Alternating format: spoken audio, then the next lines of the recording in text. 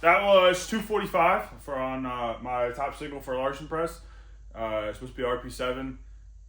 Yeah, I think we're there. So that's cool. We're going to do some back off sets. It's day 24, so it's our secondary deadlift day.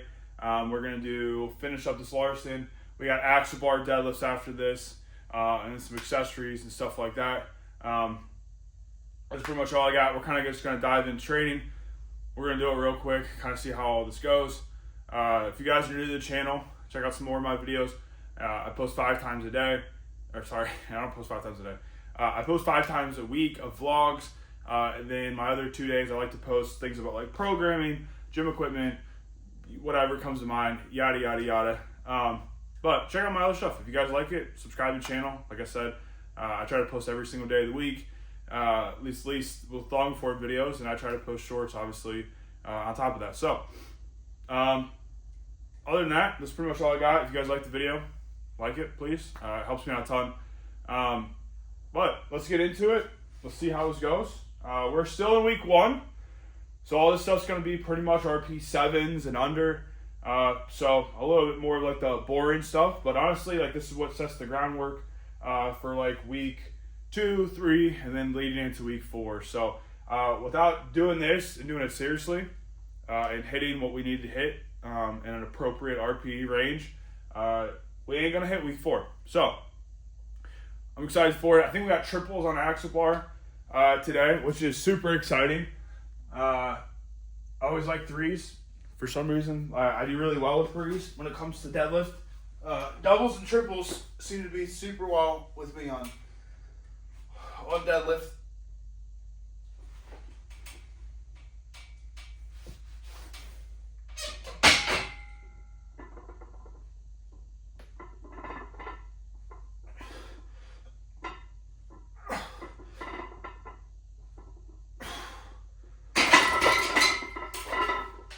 Ooh. Yeah, it's easy.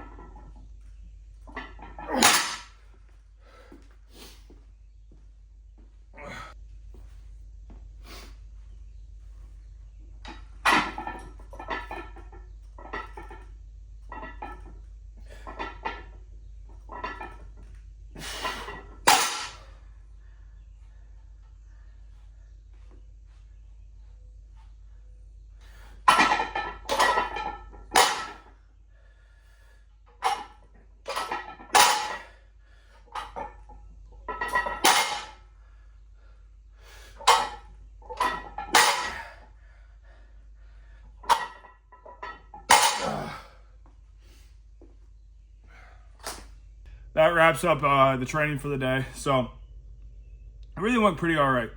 Large press went pretty good. 245 for a single moved super well. I did that 2 weeks ago for like an RP like 8. So for that to move to like an RP 7, if not even like a 6 to 6.5, I'm cool with. I'm happy with that. Sounds great. Those back off sets are moving super easy. I feel like the next couple blocks, that's going to shoot up. Those back off sets I'll take a little higher and higher as time progresses. But move super well. Now my top set on deadlift, not gonna lie to you, I definitely that last warm up I did not take as seriously as I should have.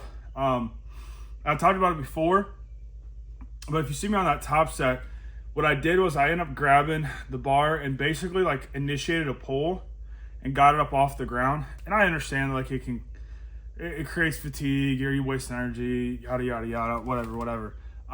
But I think mostly what it does is it shows me my position. It shows me that that I'm not in a proper position. Because when I did pull that, I could feel myself being too far back. So I just slightly adjusted just the way that like my body weight was, just to position myself more over top of the bar than like behind the bar. Super simple stuff, super small stuff, but that moved decently well. I had to get serious for that last set for sure. That, like I said, the warm up I didn't really take seriously. I just kind of walked with the bar and started to pull it, and it was a lot heavier. So I did have to do like kind of like a regroup and just kind of really focus for that top set. Even it being like it was supposed to be like an RP 7, I still had to give it some focus. I still had to like be like, all right, I gotta take this seriously. It's 365 is what that was. So that on an axle bar, that's a pretty decent weight, at least for somebody like me. So I'm only pulling like in the mid 4s right now currently. So to pull 365 for triples on an axle bar is great. I'm very happy with that. That moved super well. Back off sets, I added a bunch of weight to my back offs this block on these axle bars. That moved super cool, or super good, not gonna lie. I mean, I went from 255 last block to 295. So we went up 40 pounds. They did a 40-pound jump between back off sets last block and this block. And it looks like it was the right call. Everything's moving super well. That's just one way that we can progress without it being week in and week out. Let's try to add 5 pounds and 5 pounds and 5 pounds. Sometimes we just make a bigger jump on our the next block.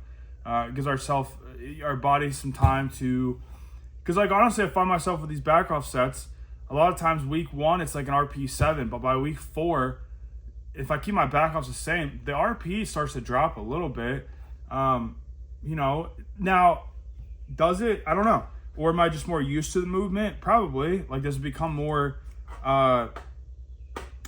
familiar in my hands? Yeah, probably. It's probably what it is, to be honest with you. But so if anything, we kind of get a little easier when it comes to back offs.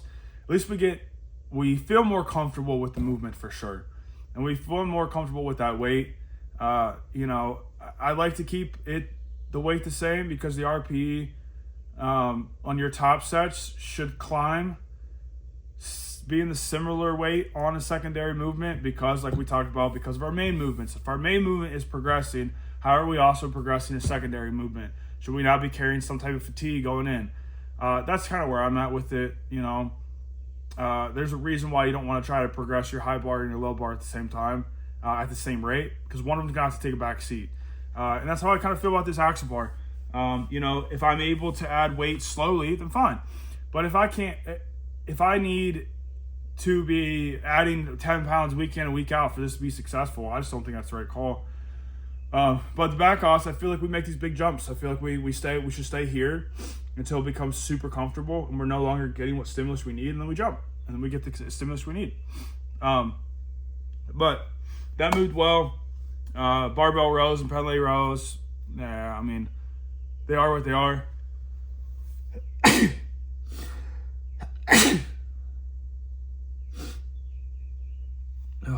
But not gonna lie to you, I'm feeling a little under the weather for sure. Feeling real sluggish. This workout took a lot longer than I thought it was going to. Took a lot longer than it should have, especially to do those basically those 3 exercises. So we did not get to do like split squats and our ab stuff or whatever. But I don't know. Ran out of time. It is what it is. I'm not feeling so great, but if I got to be honest with you, I'd rather this happen on week 1 than week 4. But where I currently live right now, we're having wild temperature swings, so that just makes it really fun, I feel like, for everybody. But we went from like 60 degrees to like, we had a couple days in the 80s, and it was 47 when I got up this morning. So it was cold enough in this garage where I had to turn the furnace on just to get it to be warm just a little bit in here, just so I could be honestly a soft baby and be more comfortable in my gym. But yeah, I think it's just making me sick, to be honest with you. I feel like, or whatever my wife's had for the last week and a half, I feel like now is the time where I get it, just because of the temperature fluctuations. But it is what it is. Yeah, that's pretty much all I got. Tomorrow we got our close grip bench day, and tricep day. If you guys have watched any of my vlogs, you'll know that I have an absolute dire crush on tricep extensions and tricep work. I like triceps. I think triceps are the thing to do. I gotta be honest with you, if you're struggling in your bench, 90% of the people out there hit triceps, hit triceps, hit triceps, hit triceps. Most people I find, their pecs are not the problem. I am an exception, I'll say to that, mostly because I've hit triceps too much. But I find a lot of people to be the opposite. Everybody wants to do a chest day. Everybody likes doing shoulder days. And a lot of times people do like arms. And a lot of the arm days turn into bicep days with a side of triceps. So I think for the majority of people, your pecs are probably more developed than your triceps are. I talked about this in a video before, but when it came to my bench press, showing up to meets and seeing other people, one thing I definitely noticed right off the bat was their pecs were just bigger than mine. They had bigger chests. They had more developed pecs. They were bigger pecs. They were harder. They were everything. Like everything about their chest development was better and bigger than mine. But I gotta be honest with you, when I stood side by side some of these guys, our shoulders were the same size and our arms were the same size. But it mostly was their biceps were bigger than mine, but my triceps were bigger than most of the people in these local meets and my weight classes that I'm going to. And these are things I'm just picking up myself, but I am going intentionally to go stand beside dudes and to see, like, how do I shape up to this guy? And looking at a lot of them, man, like most of their mass was on the front of their arms. And I'm not saying biceps are bad. We should be doing some type of bicep to help our bench. Are we going to use our bicep? No. But does it add more support to our arm? Yes. We need to be doing biceps. But our triceps are 2/3 of our arms. There's no way to where I should look at your arm and go, but yours look like a 1-to-1. Like, your triceps should be overly developed. If you want to be in powerlifting, you want to be in strength sports, there's like a few muscles in my head that like need to be overly developed. And that's going to be your triceps, your erectors, and your quads. If you get those 3 down, we're all powerlifting, strength sports in general, but we're all powerlifting especially, like, you're probably going to be one of the better guys in your class, regardless of anything else.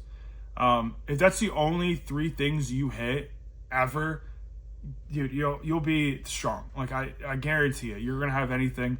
If your erectors are big, your triceps are big, and your quads are big. Now, my triceps are big, at least for somebody like me. I understand I might not be the biggest guy in the world, and there's definitely a bunch of people out there bigger and stronger than me. That's not what I'm saying. Just comparatively to everything else in my body, my triceps are big. My triceps are decently sized. I have decent strength in my triceps. My problem is my pecs. I went a little too hard on it.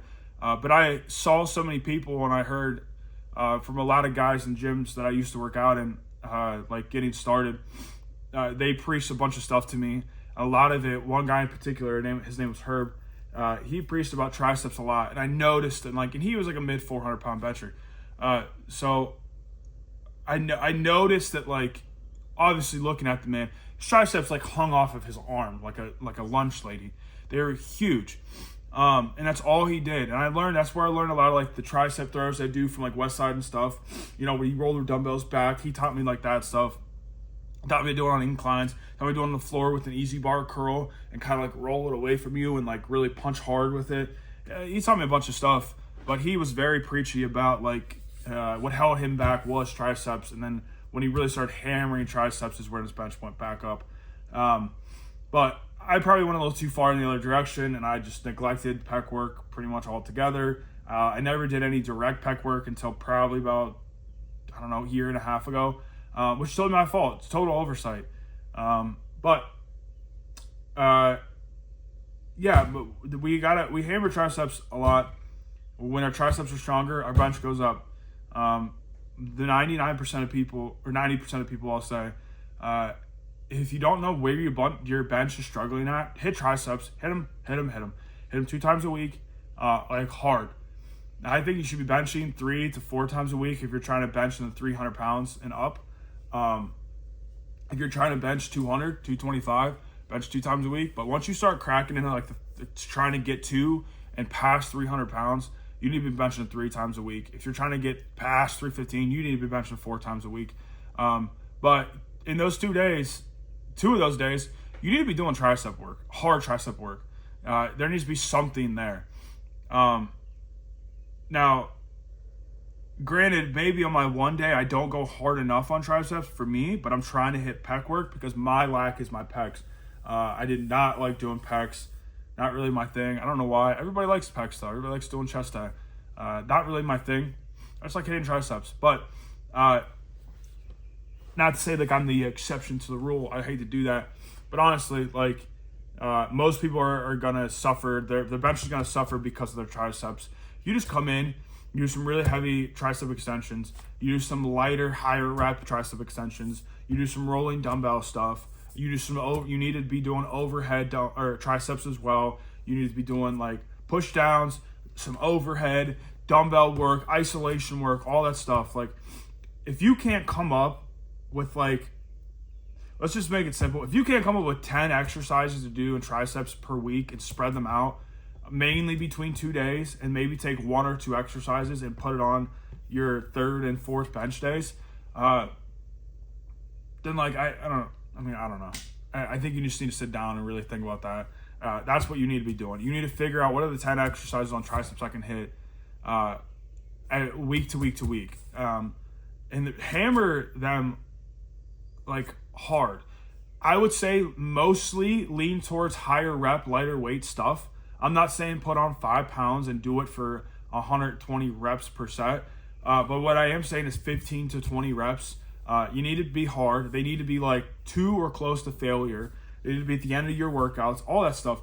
But that's the stuff you need to be doing, honestly. And I know this is like a wild tangent because we just had like a deadlift day, but we're just kind of talking about it. But yeah, same thing with like your erectors and your quads. Like there needs to be direct work to those things. And I need to be doing more quad work for sure, and I've taken out a lot of my main back work out right now. But previously through my training, I'm lived on back raises, weighted back raises, all that stuff. A lot of my rows and stuff like that, even like T-bar rows and all that. My erectors are decently, what I want to say. My erectors are decently developed. I have pretty decent size erectors. They're decently strong. Yeah, we'll see you guys tomorrow. We're going to do our close grip guy. Like I said, we'll do that. We'll get some triceps. I don't even remember what I got on close grip. We could look real quick, though. I got a top set. I got top triple, which is cool. That's a big drastic change from what we were doing. We were doing 6s. Now we're going to do triples. So this is going to be the last block that I do close grip as like not a main, but like a second movement where I do a top set back off. So I kind of want to do this. Kind of want to go hard. To be honest with you, I kind of really want to see what I can push my close grip to, because I know that like the more my close grip goes up, the more my competition lets go up. And it's just the next 3 blocks. I took it out, and instead I'm going to do just normal bench press as my secondary. We'll have our comp bench on one day and our comp bench again on another day. So that's pretty much all I got. If you guys liked the video, hit like. Watch some more of my videos. I normally yap like this for probably too long, and most of my videos at the end.